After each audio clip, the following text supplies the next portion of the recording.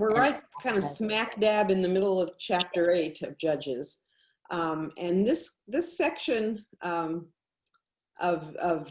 Judges reminds me of a book I read recently by one of my new favorite authors. He's Irish.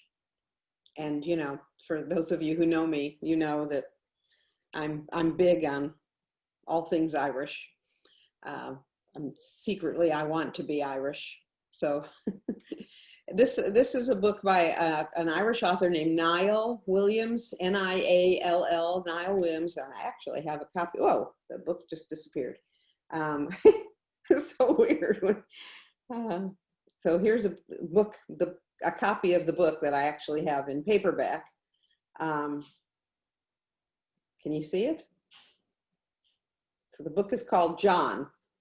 And it's, if you're looking for a writer, I don't know how many of you are looking for things to read during the quarantine or however much you're quarantined now. He's absolutely, Sue, I think, has read a little bit of him.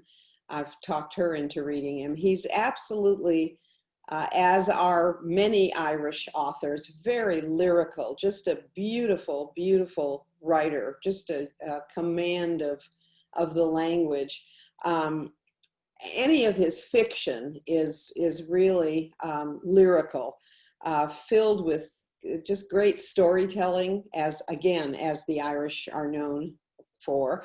But this book, John, is a very different kind of book. It's a sort of biography of the Apostle John. Actually, I gave it to my husband. I don't recommend books to my husband unless I really think and know he will like them, because he's got such a stack of books to read. So if I think he's going to like them, I give them to him. And he loved the book. In fact, he's now on a kick reading biographies of the apostles. He just finished N.T. Wright, if you know N.T. Wright, who is a British theologian and scholar, just a brilliant guy. He's very contemporary, still around. He wrote a book called Paul. But anyway, Niall Williams wrote a book called John, and it's a sort of biography of the Apostle John, talking about his last days on the Isle of Patmos, when he was very, very old. You know, John outlived all the disciples.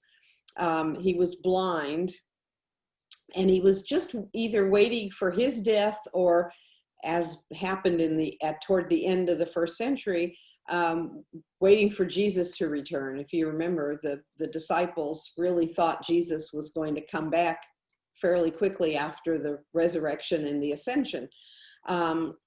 And so he and his disciples that have kind of gathered around him, around John, were on the Isle of Patmos, where he had been exiled, and were waiting and waiting. And then they moved by boat over to Ephesus, to the city of Ephesus, where they encounter some friends and some enemies. And that part of the novel is also very intriguing. And I think Niall Williams did quite a bit of research and extensive scripture reference.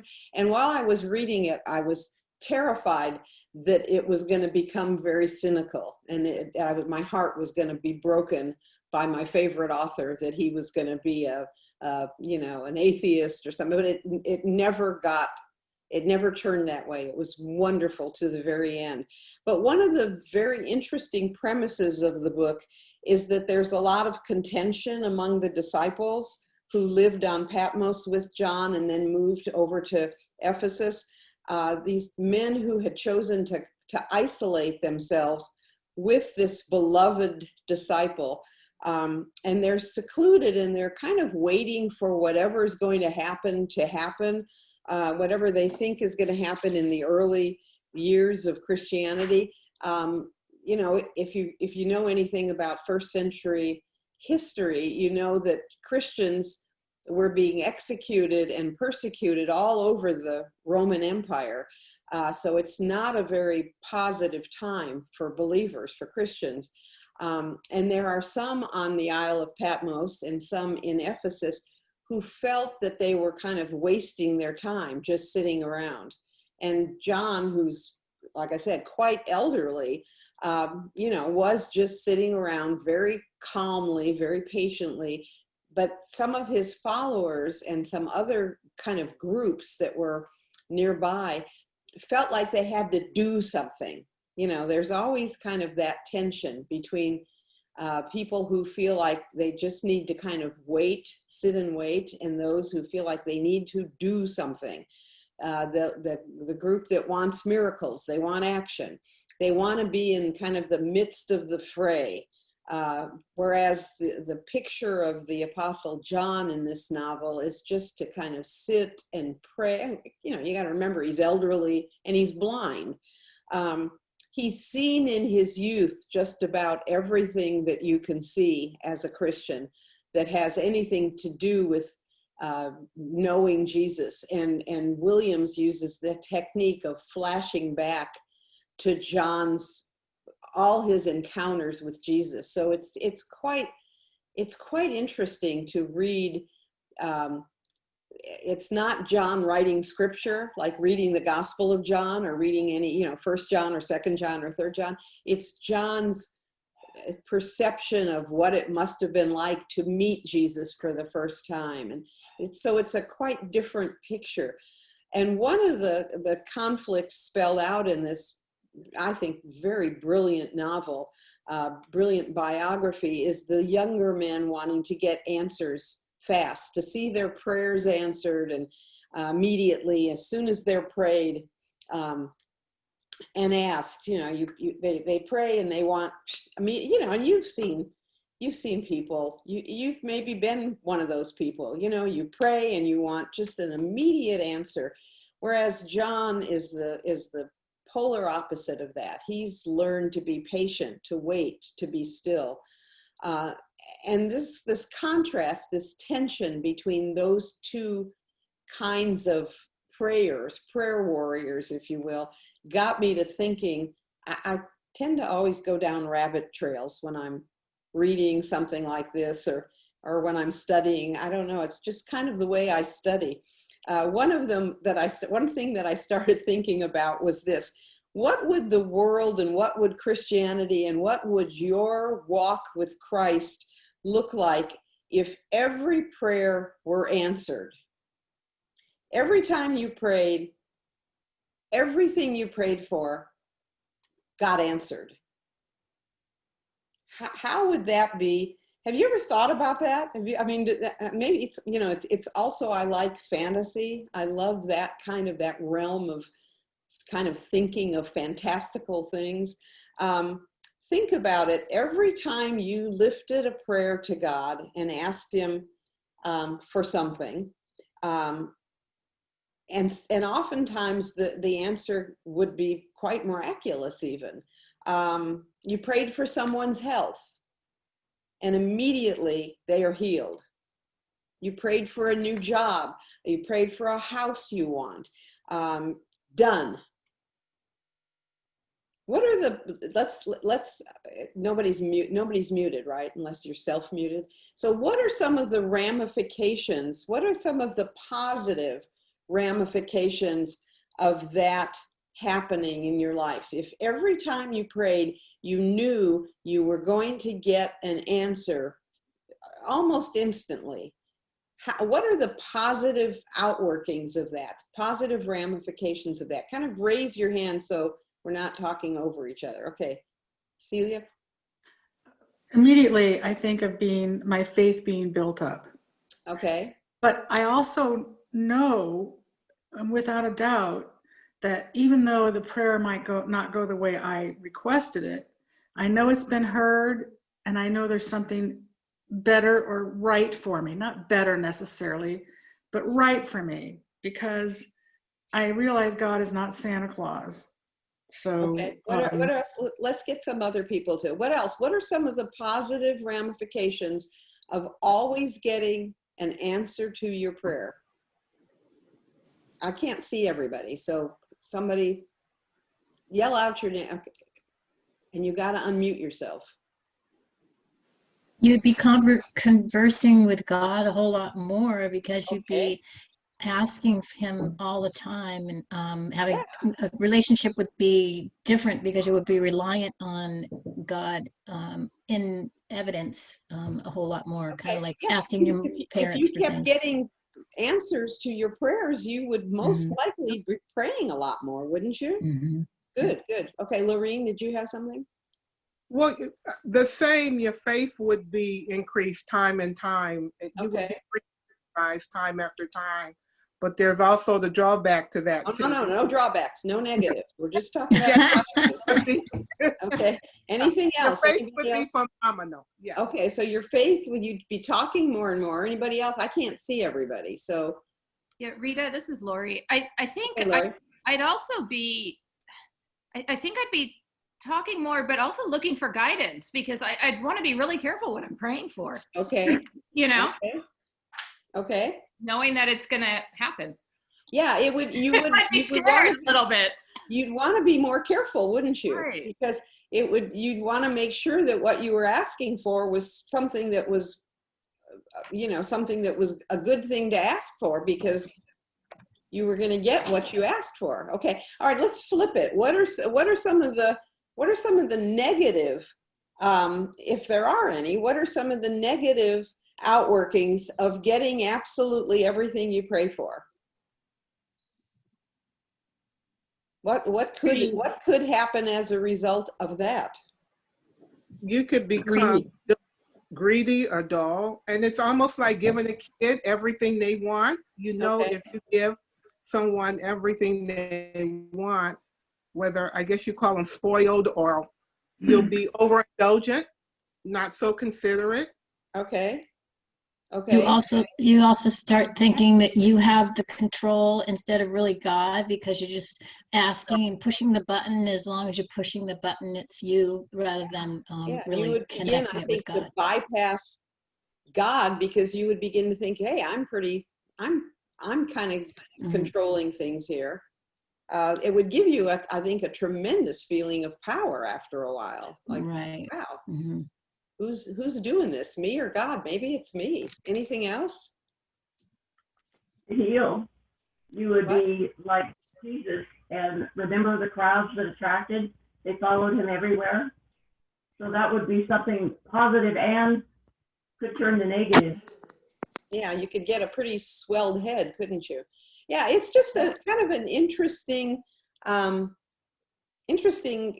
exercise, if you will, to think about the repercussions, good or bad.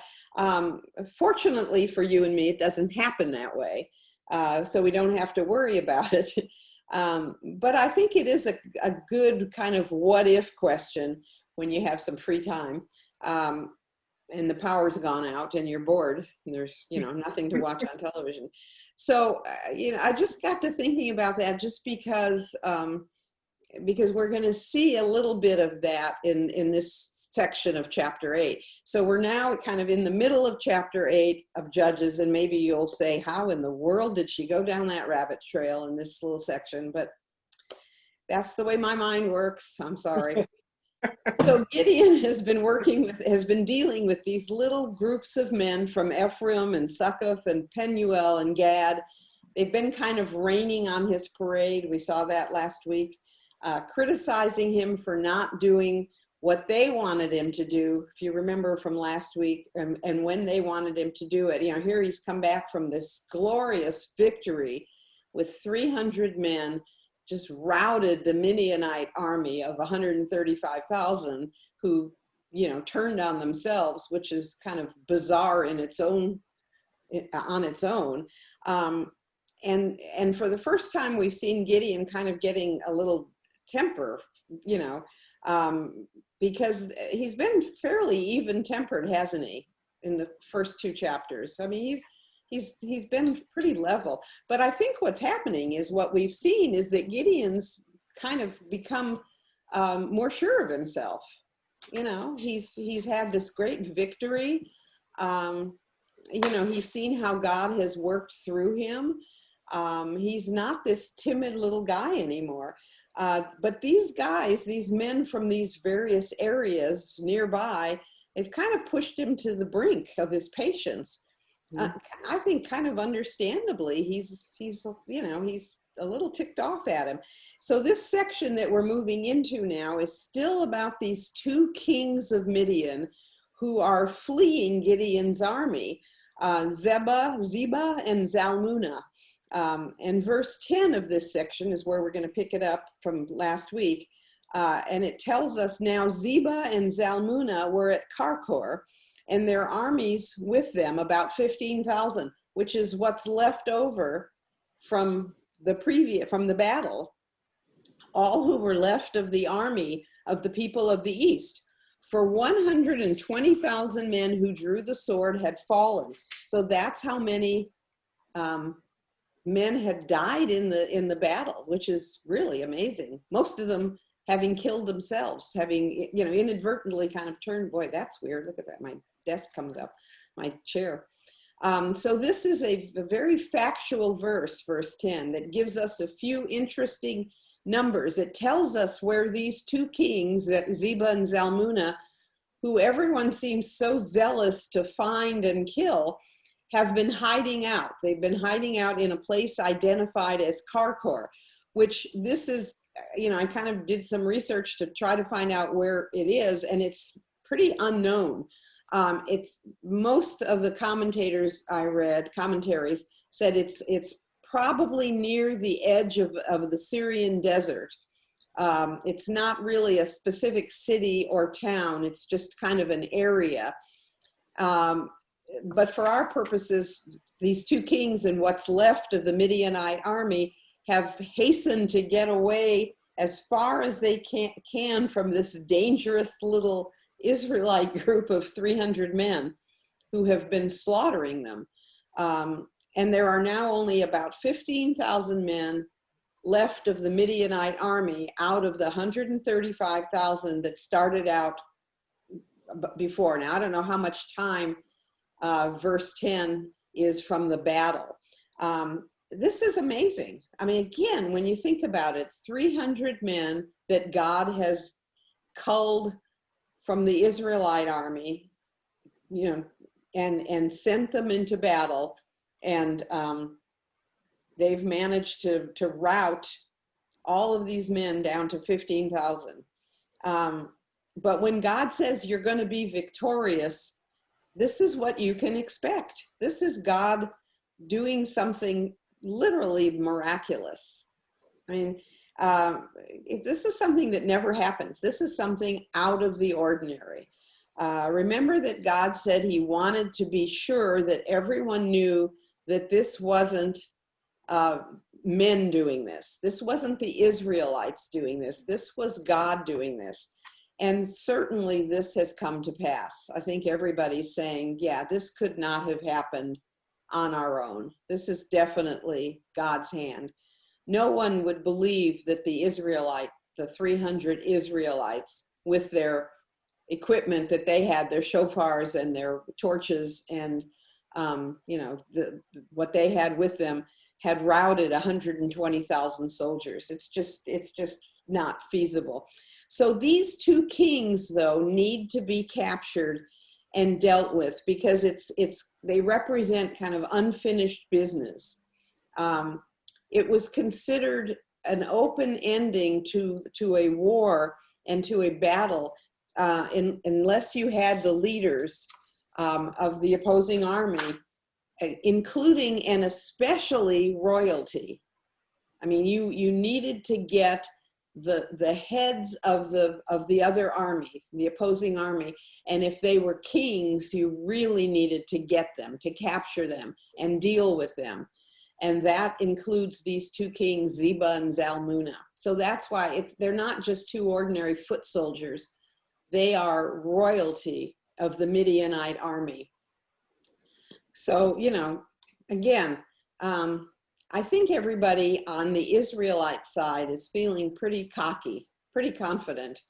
We've done a pretty amazing thing. So if we can rout over 100,000 Midianites, this next piece should be fairly easy.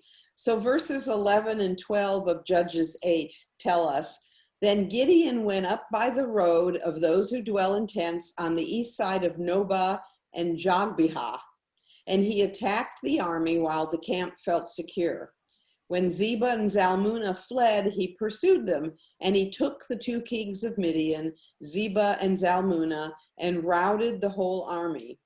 Now, again, keep in mind that these places that are mentioned, Nobah and Jogbehah, are very close together, not great distances apart, so it would be easy to get around on foot and take your 300 men from one site to another to do what you set out to do, which is to find these 2 kings. Now remember, the Israelites, Gideon and his men, they do not have camels. They do not have, any kind of anything to help them be mobile except their feet. So they had to be able to move very quickly from one site, one town or one village to another. And fortunately, these places are very close together. And one of the things I noticed in these 2 verses is, Zebah and Zalmunna's names keep being mentioned. Just to make sure that we notice that these guys are important. Their names are mentioned.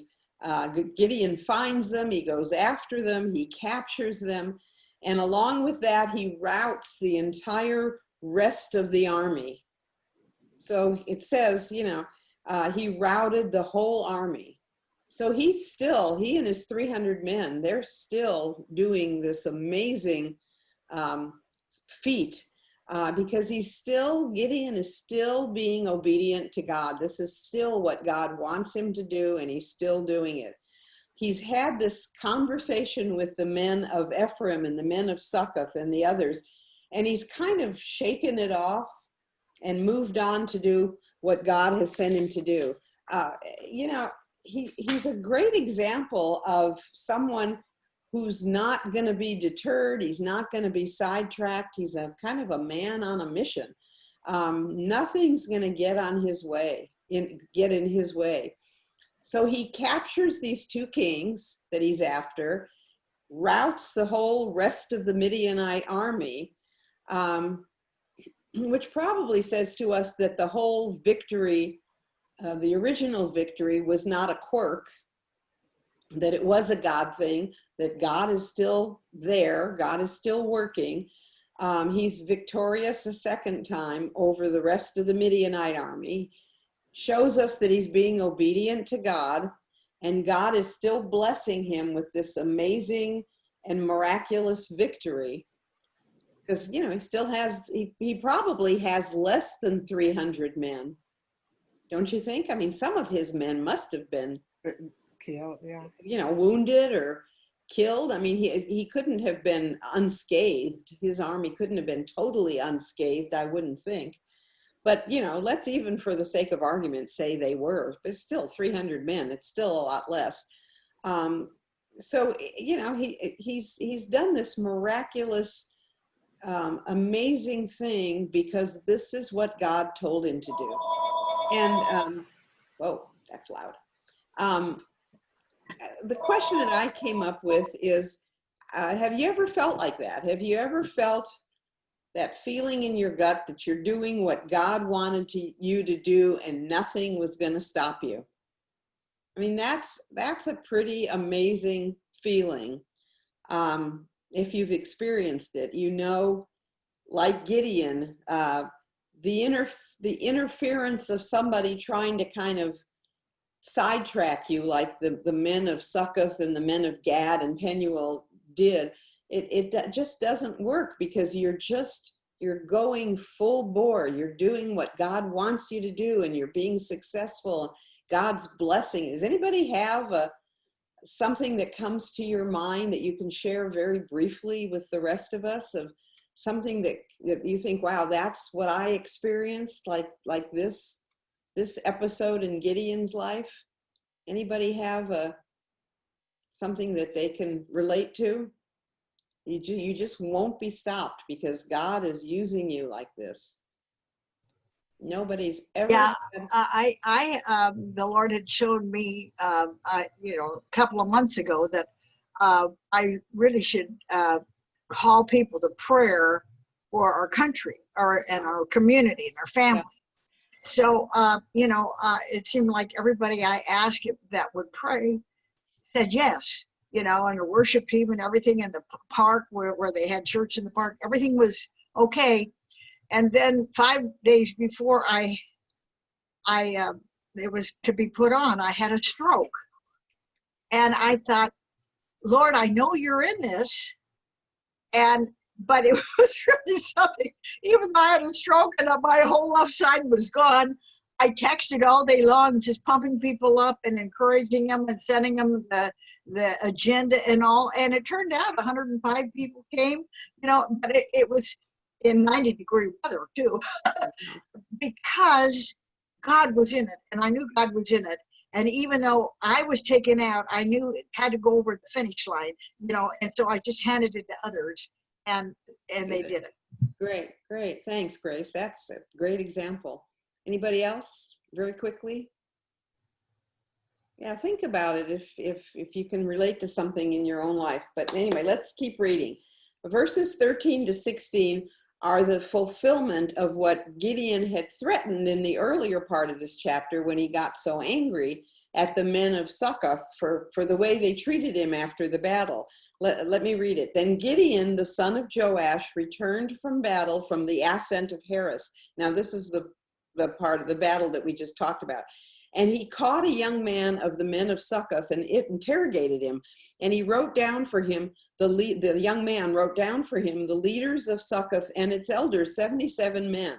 Then he came to the men of Succoth and said, here are Zebah and Zalmunna, about whom you ridiculed me, saying, are the hands of Zebah and Zalmunna now in your hand that we should give bread to your weary men? And he took the elders of the city and thorns of the wilderness and briars, and with them he taught the men of Succoth. Okay, so Gideon returns from this battle that we just talked about before the sun was up, and on his way down the pass, he captures this young man from Succoth, and he questions him. And he says to the young man, give me the name of 77 leaders of your town, of your area. And the young man, this is pretty amazing when you think about it. This young man was able to from his memory, was able to give Gideon 77 leaders of the community. I thought, boy, if you were to ask some of the young people in our church to give them the names of 77 leaders, they could give you 77 rock stars and cultural icons, but they probably couldn't give you 77 leaders in the church. But this young man was quite a find. Again, this has got to be a God thing, directed by God to Gideon, this young man. So God's still there kind of directing things. So Gideon now, much to the dismay of the 77 leaders, I'm sure they were not thrilled to find out that this young man had given Gideon their names. So Gideon comes back to Succoth and says, do you people remember when you taunted me about not having Zebah and Zalmunna in my possession? Well, here they are. Here are their heads. Basically, they beheaded these kings and brought their heads back to Succoth. You said, why should we feed you and your men? Why should we give you bread when you haven't secured the capture of these two kings of the Midianites? Remember that? We studied that last week. Well, now I have them, they're dead, and here are their heads. And he holds up their beheaded heads. Now, again, we don't know how much time has lapsed since what we read last week, last week's lesson, and this week's, how long it took for Gideon to track down these two kings. But he was a man of his word. When he said he was going to find them and bring them to the men of Succoth, he did it. And now he's going to carry out the part of the threat that he made to them last week. If you remember in verse 7 of chapter 8, he says, for this cause, because they wouldn't give him bread or food, they wouldn't feed his army of 300 men, when the Lord has delivered Zebah and Zalmunna into my hand, then I will tear your flesh with the thorns of the wilderness and with briars. You remember that from last week? this is, ladies, there's no other word for this but the word revenge. He's come back pure and simple to get revenge. This is Gideon saying, you were pretty nasty to me when I asked for your help. Do you guys remember? And of course they did. This is what we call a rhetorical question. He's just rubbing it in. You wouldn't feed my weary men. You wouldn't give them bread when they were hungry. You wouldn't let them rest. You were really pretty nasty to them. You were not very hospitable. They had fought at the end of a battle-weary day. They had fought for your protection, your defense. They had fended off the enemy for you. And your excuse was that we hadn't captured Zeba and Zalmunna. And you were probably figuring that we never would. Now Gideon is kind of reading between the lines. So you were probably figuring that we would never capture them, so you would be safe from the threat that I was making to you. And yet, here I am with the two kings' heads. And so the text says that he took the elders of the city, those same men, leaders who had mocked him and refused to feed his troops, and he gathered thorns of the wilderness and briars. You know, he knew exactly what he was looking for. And with them, those weapons, he taught the men of Succoth a lesson. So this explains why he had asked this young man earlier for specific names of the leaders of the city, because he wasn't going to torture every man in the community. He was going after the leadership, because apparently it was the leadership who had said this to him, the men who were in charge. So that's why he had asked for 77 names. And the implication is that he tortured them. He did not, he beat them, he didn't kill them. You know, the Old Testament is full of revenge and what often seems to us as cruelty, just downright cruelty. Men getting their feelings hurt or their backs up and then retaliating in what we in the 21st century, very sophisticated Western civilization, would often term as harsh and unloving and unchristian, if we can use that term about the Old Testament behavior. And this is definitely one of those episodes in Judges 8 where we get very squirmy reading this, because we don't really like what Gideon is doing, do we? This just doesn't feel comfortable. Even though these leaders of Succoth were wrong in the first place to turn Gideon and his army away. So is everybody with me that these guys were wrong to do what they did originally?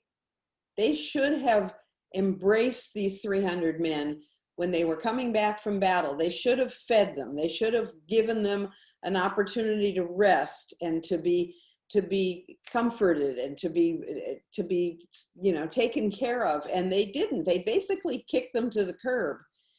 But we want Gideon to behave better, don't we? I mean, we're really kind of, it's very unsettling. We want him to take the high road, to say to them, well, you didn't do right by me and my men, but I forgive you. We want him to be Christ-like, in other words. Want him to turn the other cheek. But that's not the way people behaved in the Old Testament, and particularly in the book of Judges.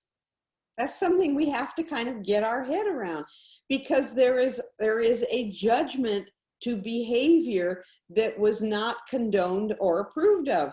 That's why it's called the book of Judges. There are consequences to actions. That's why in the book of Judges there is a judgment. I mean, it's just, as much as we don't like it, that's one of the things we see in the book of book of Judges. So these leaders of Succoth, who were so disdainful of Gideon and the men following him, are now made to pay by being whipped and being beaten publicly, because they were being beaten in front of all the citizenry, the common citizenry of Succoth, the leaders. So that's humiliating. They see that Gideon was a much better military leader than they were giving him credit for in the first place. So there's a lot of kind of things going on there. This is humiliating for them, for the leaders of Succoth. No one likes to be taken out in front of the common folk and be whipped. I'm sure it was painful physically. There were thorns on those whips. And these were men of stature and standing in the community. So again, on quite a few levels, this was a bad scene for the leaders of Succoth. And then in verse 17, as if it couldn't get any worse, he goes on to his next adversary, which is the leaders of Penuel. And he does what he had threatened to do back in verse 9 of this same chapter, chapter 8. Gideon has so much confidence now in himself compared to the way he was back in chapter 6. You always have to kind of keep remembering what he was like in the earlier chapters. You know, he was so withdrawn and lacked confidence. Now it's like he's just, you know, he knows what he's doing. One short verse to the end of this section to sum up what he had vowed to do and now has done to those who stand in his way, those who criticized him and were against him, and especially against his small army. Then he tore down the tower of Penuel and killed the men of the city. Check, that's done. Now this verse reads to me, and most of the commentaries I read, I think all of the commentaries I read, as if Gideon killed all the men of the city of Penuel, not just the leaders who had gotten in Gideon's face back in verse 8. We have to assume when we read verse 8, and let me read it for you again. Then he went up from there, from Succoth to Penuel, and spoke to them, the leaders of Penuel, in the same way. And the men of Penuel answered him as the men of Succoth had answered. So he also spoke to the men of Penuel, saying, when I come back in peace, I will tear down this tower. So these guys also said, you know, we're not going to help you because we don't want to. We know that it was customary for military leaders to deal with leaders of a city, not the entire male population, as we saw with Succoth. So when Gideon first talked to the men of Penuel, we assume that he was talking to a small group of leaders, not the entire male population of Penuel. This is what he did with Succoth, okay? He dealt with the leaders, not the whole male population.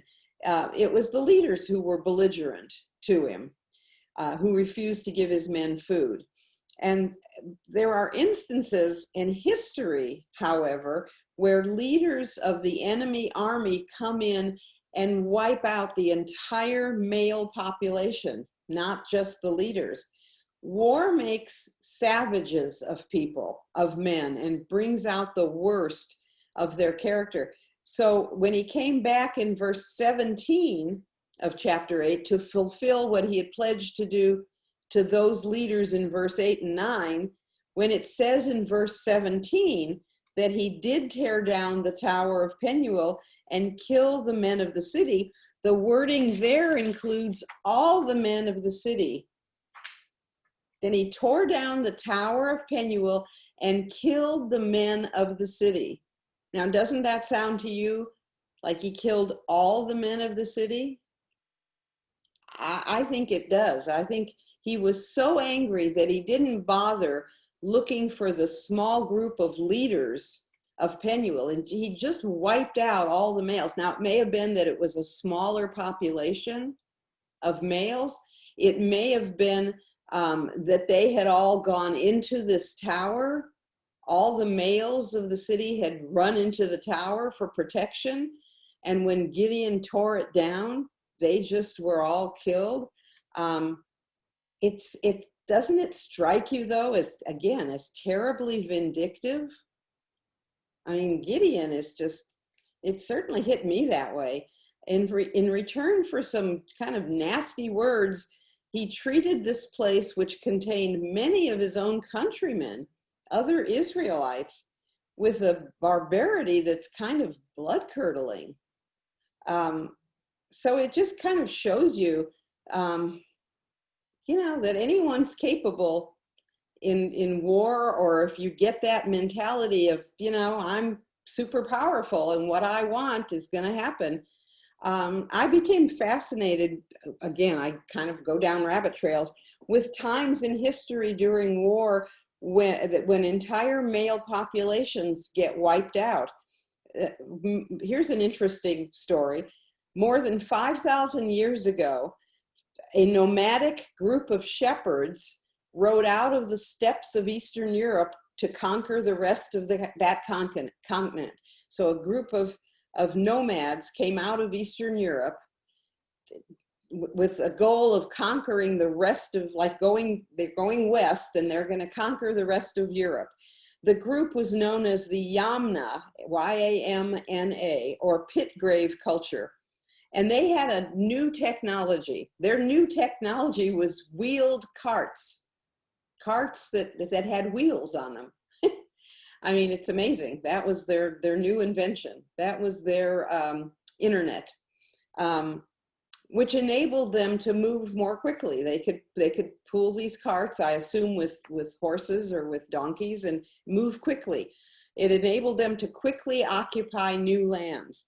More than 4,500 years ago, the descendants of these same people reached the Iberian Peninsula, which is what we know today as Spain and Portugal, and wiped out all the local men, literally wiped out. And this is new research by an international team of scientists. This is fairly new scientific DNA research. They completely pushed out or killed all the local men when they moved into the Iberian Peninsula. And they absolutely, it's 4,500 years ago, they absolutely changed the DNA of that area of Western Europe forever.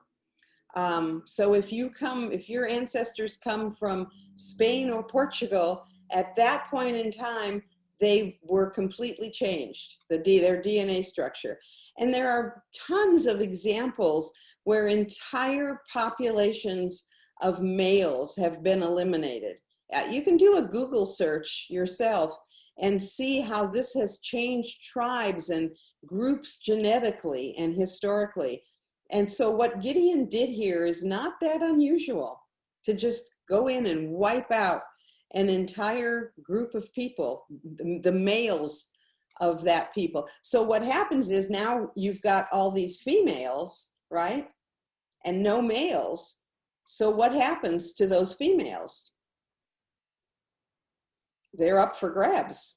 So, you want a couple of new wives, just, take, there's Sarah and Sally, and just, take them home, and they're, wife number 6 and wife number 7 in your harem. So what we're seeing is that Gideon's wrath is on the men of Penuel, is just kind of consuming him. And I don't think Penuel was a large population to begin with. So he just decides to wipe them out rather than kind of sorting through the commoners versus the leaders. And there may be more to this story than we know. I do think it's possible, like I said, that they all ran into the tower, and the only way Gideon could knock the tower down, as he had promised to do, was just to destroy all the men in it. And maybe he was just pushed to his last nerve at that point. He just was not going to negotiate. If they had run into the tower and they were that stupid when he had said that's what he was going to come back and do, oh well, I honestly don't know. I do know that men have sin natures that come to the surface under the worst of circumstances. And Gideon, when pushed, let his sin nature win. He could have been forgiving, but he chose not to be.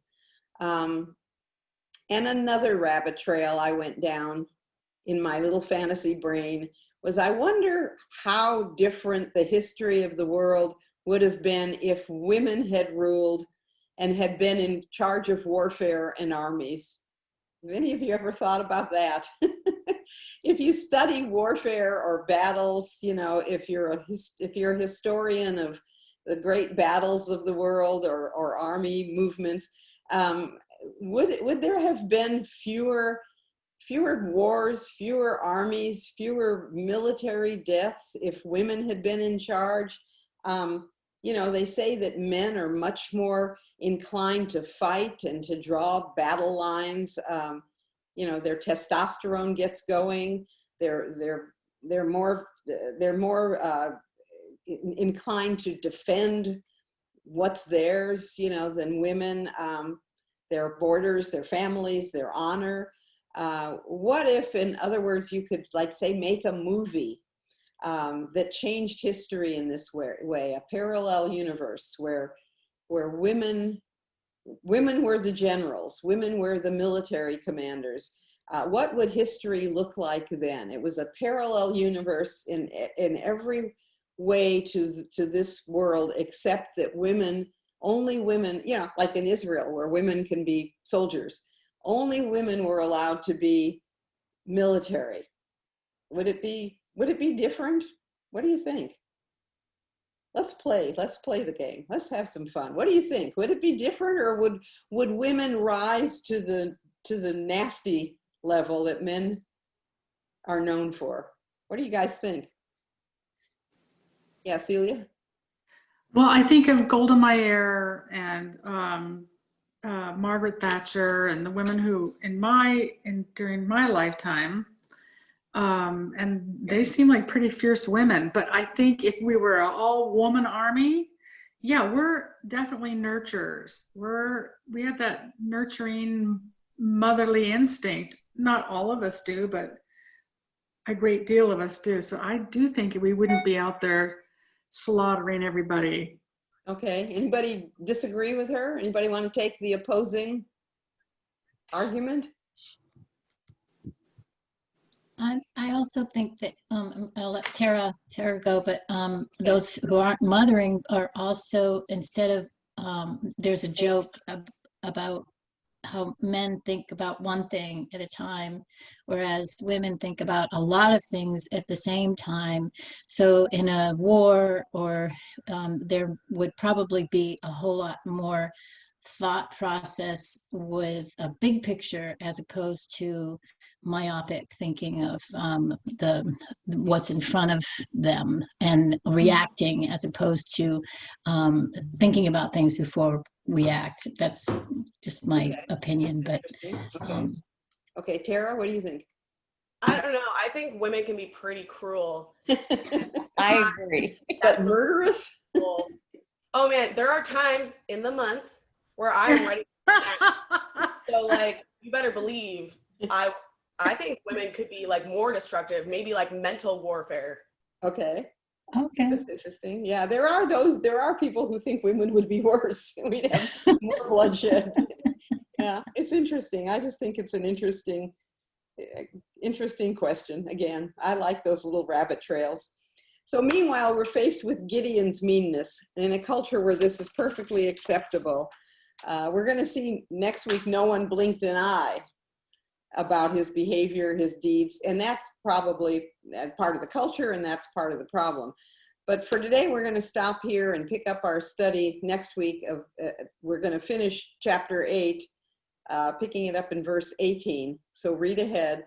And next week is very bittersweet, because as I think I've said before, Gideon now we see him as kind of at his pinnacle psychologically. You know, he's feeling like God is for him, and you know, he's strong. He's got the whole world in his hands, and we're going to see the all too sad truth that you have to really guard your relationship with God, because if you don't end well. And so next week is I find next week's lesson very depressing, because Gideon does not end well. So we'll see kind of what that means for us, because I want to extrapolate what that means for our lives. How can we learn the lessons that God has for us in Gideon's life? And I think the major lesson will be careful, because we all want to end well. And Gideon did not, and we'll unpack how that happened. We'll see how he veered from the path, and it's a great cautionary tale.